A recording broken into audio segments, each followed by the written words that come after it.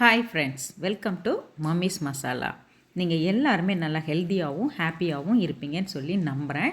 இன்றைக்கி என்ன vlogன்னு பார்த்தீங்கன்னா, பாப்பாவோட ஒரு பர்த்டே செலிப்ரேஷன் vlog தான் நான் உங்களோட ஷேர் பண்ணியிருக்கேன். பர்த்டேன்னு ரொம்ப பெருசாக பார்ட்டி ஃபங்க்ஷன் அந்த மாதிரிலாம் எதுவும் கிடையாது. ரொம்ப சிம்பிளாக வந்துட்டு நம்ம வீட்டில் என்ன பண்ணணும், என்னெல்லாம் சமைச்சோம், யாருக்கெல்லாம் வந்துட்டு அதை ஷேர் பண்ணணும், அதுக்கப்புறம் வந்துட்டு அன்றைக்கி நம்ம எங்கே போனோம், என்ன பர்ச்சேஸ் பண்ணோம், இந்த மாதிரி தான் ரொம்ப ஒரு கேஷுவலான vlog-ஆக தான் இது இருக்கும். கண்டிப்பாக வந்து உங்களுக்கு பிடிக்கும்னு சொல்லி நம்புகிறேன். வாங்க பார்க்கலாம். அன்னைக்கு காலையிலேயே போய் கொஞ்சம் பிரியாணிக்கும் அதுக்கப்புறம் சிக்கன் 65யும் பண்ணலான்னு சொல்லிட்டு நான் முத நாளே பிளான் பண்ணிட்டேன். ஸோ அதுக்கு வந்து பார்த்திங்கன்னா தேவையான சிக்கன் ஒரு 2 கிலோவுக்கு மேலேயே இருக்கும். ஸோ அந்த அளவு சிக்கன் வந்து வாங்கிட்டு வந்திருந்தாங்க. ஸோ இதை வந்து நல்லா வாஷ் பண்ணி க்ளீன் பண்ணி எடுத்தாச்சு. இதிலே வந்து கொஞ்சம் போன்லெஸ்ஸாக வந்துட்டு நான் செலக்ட் பண்ணி எடுத்துகிட்டு அதில் வந்து மஞ்சத்தூள் மட்டும் ஆட் பண்ணி நல்லா 2-3 வாட்டி வாஷ் பண்ணி எடுத்துக்கிட்டேன். அப்போ தான் பார்த்திங்கன்னா அந்த சிக்கனோட ஸ்மெல் வந்து கொஞ்சம் நல்லா நார்மலாக இருக்கும். அதுக்கப்புறம் இது கூட தேவையான எல்லா மசாலாஸும், அதுக்கப்புறம் தயிர், இஞ்சி பூண்டு பேஸ்ட்டு, சால்ட் எல்லாம் ஆட் பண்ணி நல்லா வந்துட்டு மேரினேட் பண்ணி வச்சாச்சு. ஃபஸ்ட்டே இதை மேரினேட் பண்ணி வச்சிட்டோம்னா நல்லா வந்துட்டு வச்சுருக்க மசால் பொடியெல்லாம் நல்லா சாந்து நல்லா வந்துட்டு ஜூஸியாக இருக்கும். ஸோ ஃபஸ்ட்டு வந்து நான் எப்போவுமே பார்த்திங்கன்னா சிக்கன் 65 பண்ணுறதா இருந்தால் ஃபஸ்ட்டு அதை தான் செஞ்சு வச்சிடுறது. ஸோ அன்றைக்கும் அப்படி தான் நான் பண்ணிக்கிட்டு இருந்தேன். இது நல்லா மேரினேட் ஆனவே போதும். நல்லா சூப்பராக வந்துட்டு சாஃப்டாக ஸ்பான்ச்சியாக வரும். எந்த ஒரு ஆர்டிஃபிஷியல் ஃப்ளேவரோ அல்லது வந்து கலரோ எந்த ஒரு இதுவுமே நான் ஆட் பண்ண மாட்டேன். ஜஸ்ட்டு வீட்டில் உள்ள மசாலா பொடிகளை தான் ஆட் பண்ணி செய்வேன். அதே மாதிரி கொஞ்சம் வந்துட்டு போனோடு இருக்கிற மாதிரி சிக்கன் எடுத்து நல்லா வாஷ் பண்ணி எடுத்தாச்சு. இது வந்து பார்த்திங்கன்னா நல்லா 1 கிலோவுக்கும் கொஞ்சம் கூடவே இருந்துச்சு. இது வந்து பிரியாணிக்காக. அதுக்கு தேவையான அளவு வெங்காயம், தக்காளி, பச்சை மிளகாய் இது எல்லாத்தையுமே எடுத்து வச்சாச்சு. ஸோ இன்றைக்கி பார்த்திங்கன்னா நம்மக்கிட்ட சாப்பர் இதெல்லாம் எதுவுமே நம்ம இன்றைக்கி யூஸ் பண்ணல. எல்லாமே வந்துட்டு கையிலே கட் பண்ணி எடுத்துட்டேன். இதை வந்து நல்லா ஸ்லைஸாக கட் பண்ணிக்கிட்டு அதுக்கப்புறம் வந்துட்டு தக்காளியும் அதே மாதிரி நல்லா ஃபைனாக சாப் பண்ணிக்கிட்டேன்.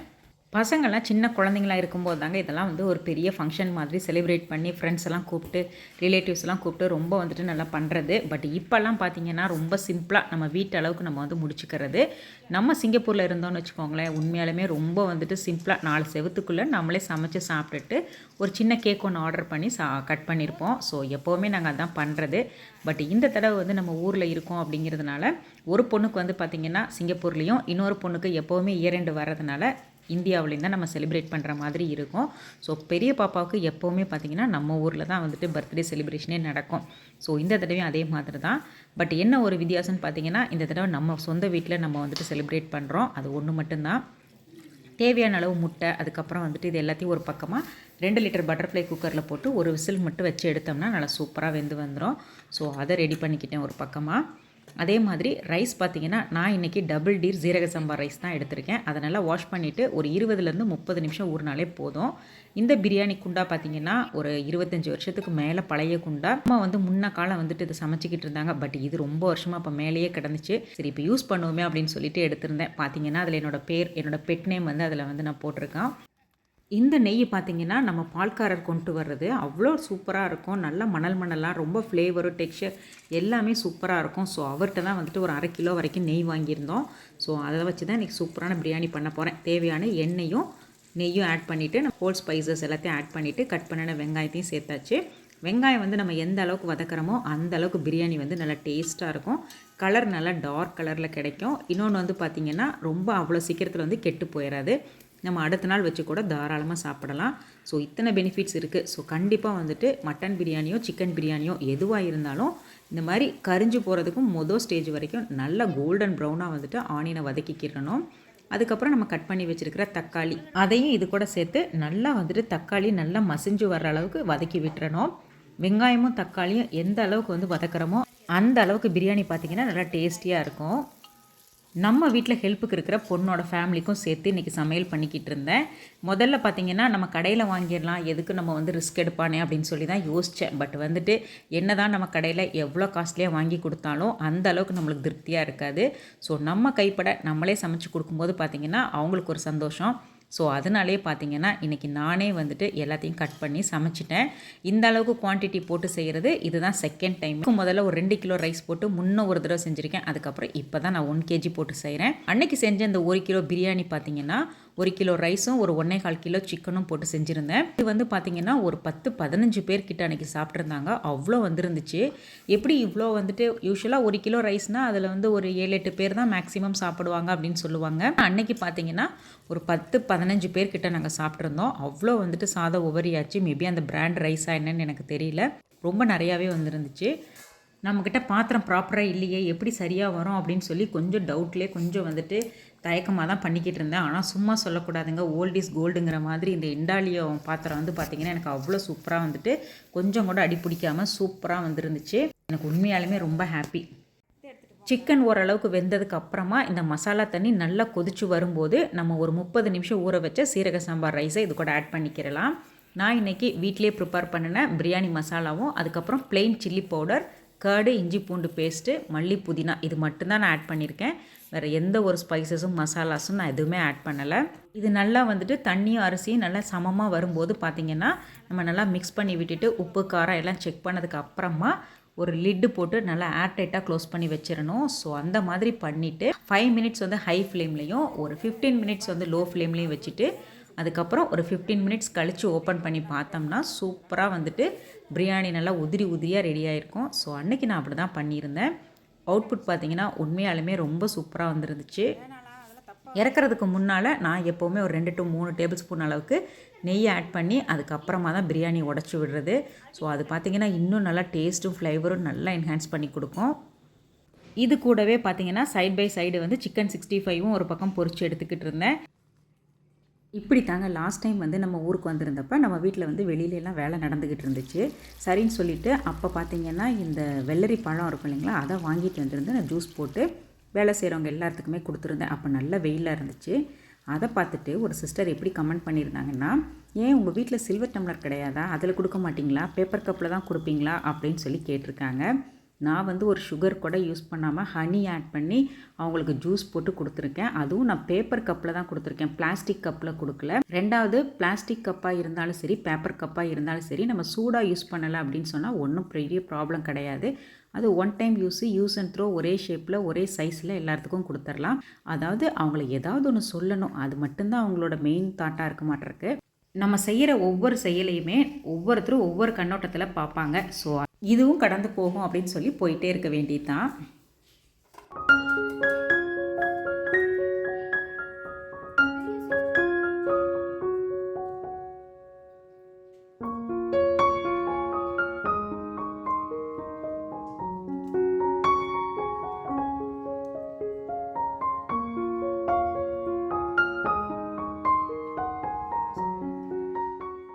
வெங்காயம் தக்காளி மட்டும் நல்லா கட் பண்ணி எடுத்துக்கிட்டு மசாலாலாம் கூட்டி வச்சு அடுப்பில் வச்சு இறக்குனது மட்டும்தாங்க என்னோடய வேலை. மற்றபடி பார்த்திங்கன்னா மேல் வேலைன்னு சொல்லுவாங்கள்ல, அந்த மாதிரி எல்லா வேலையுமே வந்துட்டு நம்ம வீட்டில் உள்ள எல்லாருமே சேர்ந்து செஞ்சதுனால நல்லா கடகடன்னு சொல்லி ஈஸியாக சமைச்சு முடிச்சாச்சு. வாழை இலை ஃப்ளேவரோட பிரியாணி நல்லா சூப்பராக ஜம்முன்னு வந்துருந்துச்சு. ஸோ இதை அப்படியே இன்னொரு பாத்திரத்துக்கு ட்ரான்ஸ்ஃபர் பண்ணி எடுத்து வச்சாச்சு. கூடவே வந்துட்டு நம்ம ஆல்ரெடி வந்துட்டு முட்டை வேக வச்சுட்டோம். அதுக்கப்புறம் வந்துட்டு சிக்கன் 65ம் ரெடி ஆகிடுச்சு. ஆனியன் ரைத்தா மட்டும் பண்ணிவிட்டு லஞ்சுக்கு வந்து ரெடி ஆயாச்சு. ஸோ ஃபஸ்ட்டு வந்து லஞ்சை வந்து அவங்களுக்கு சர்வ் பண்ணிடலாம். அதுக்கப்புறமா வந்துட்டு நம்ம கேக் ஈவினிங் போல் கட் பண்ணிக்கலாம் அப்படின்னு சொல்லிவிட்டு ஃபஸ்ட்டு நான் அவங்கள தான் கூப்பிட்டு அவங்களுக்கு சாப்பாடு போட்டாச்சு.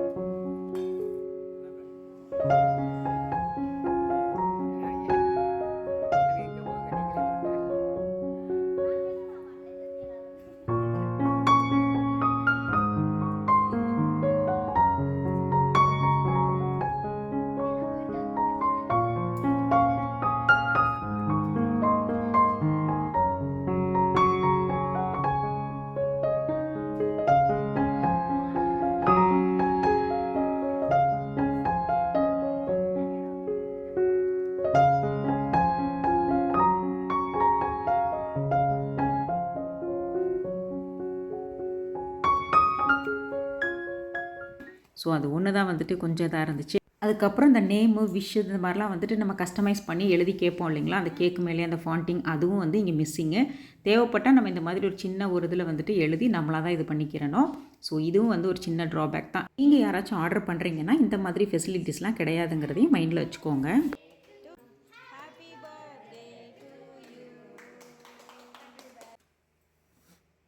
தாத்தா பாட்டியோட பிளெஸ்ஸிங்ஸோட அன்றைக்கி டே வந்து பார்த்திங்கன்னா சூப்பராக வந்து கேக் கட் பண்ணி செலிப்ரேட் பண்ணியாச்சு.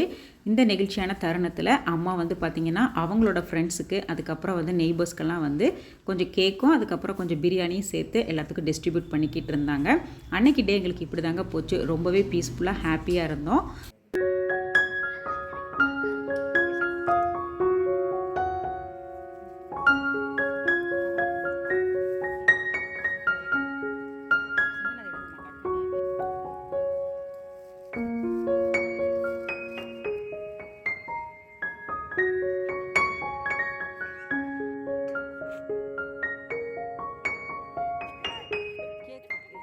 பர்த்டே அன்னைக்கு நைட்டு பார்த்திங்கன்னா கெஸ்ட்டெல்லாம் வந்து போகவே ரொம்ப லேட் ஆயிடுச்சு. அதுக்கப்புறம் எங்கேயும் பெருசாக வெளியில் கிளம்ப முடியல.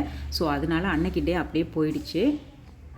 அதுக்கப்புறம் இன்னொரு நாள் தான் பார்த்திங்கன்னா நாங்கள் வெளியில் கிளம்பி போயிருந்தோம். பெருசாக வந்துட்டு கிஃப்ட்டு வாங்கணும், ப்ரெசென்ட் பண்ணணும் அந்த மாதிரி எந்த ஐடியாவும் கிடையாது.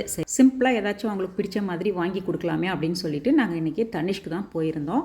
இங்கே வந்து பார்த்திங்கன்னா நிறைய வந்துட்டு ஃபேன்சியாக அந்த குட்டி குட்டி ஸ்டட்ஸ், அதுக்கப்புறம் ரிங்ஸு, பிரேஸ்லெட்ஸு இந்த மாதிரி ஐட்டங்கள்லாம் ரொம்ப சூப்பராக இருக்கும். ஸோ லாஸ்ட் டைமே நான் இங்கே ஒரு தடவை வாங்கியிருக்கேன், ரொம்ப நல்லாயிருக்கும். ஸோ இந்த தடவையும் பார்த்திங்கன்னா பசங்களுக்கு வந்து ரிங்கு தான் கேட்டிருந்தாங்க. ஸோ ஒருத்தவங்களுக்கு வாங்கும்போது இன்னொருத்தவங்களுக்கு நாங்கள் எப்போயுமே விடுறது கிடையாது. எப்போ வாங்கினாலுமே 2 குழந்தைங்களுக்கு தான் சேர்த்து வாங்குவோம். ஸோ அன்றைக்கும் அப்படி தான். ஸோ இதுவாச்சும் ஒரு இன்வெஸ்ட்மெண்ட்டாக இருக்கும் இல்லைங்களா. இங்கே வந்து பார்த்தீங்கன்னா டிசைன்ஸ்லாம் ரொம்ப ஃபேன்சியாக, ரொம்ப வந்துட்டு அந்த மாதிரிலாம் இருக்காது. ரொம்ப செட்டிலாக டிசைன்ஸ் எல்லாம் ரொம்ப யூனிக்காக, ரொம்ப வந்து அழுத்தமாக இருக்கும் கோல்டு. ஸோ இது வந்து வேறு ஒரு மாதிரி ஒரு கிளாசிக் லுக்கு கொடுக்கும். ஸோ நான் வந்து பார்த்திங்கன்னா பிடிச்சா மட்டும்தான் வாங்குறது. அதுக்கப்புறம் இந்த டைமண்ட்லாம் இங்கே கொஞ்சம் நல்லா பியூராக வச்சுருப்பாங்க. நம்ம ரீசேல் வேல்யூவும் பார்த்தீங்கன்னா மற்ற இடங்களை கம்பேர் பண்ணும்போது இங்கே கொஞ்சம் பரவாயில்ல மாதிரி எனக்கு தோணுது. நீங்கள் யாராச்சும் இங்கே பர்ச்சேஸ் பண்ணியிருந்தீங்க அப்படின்னு சொன்னால் மறக்காமல் உங்களோட எக்ஸ்பீரியன்ஸை கமெண்ட்டில் ஷேர் பண்ணுங்கள்.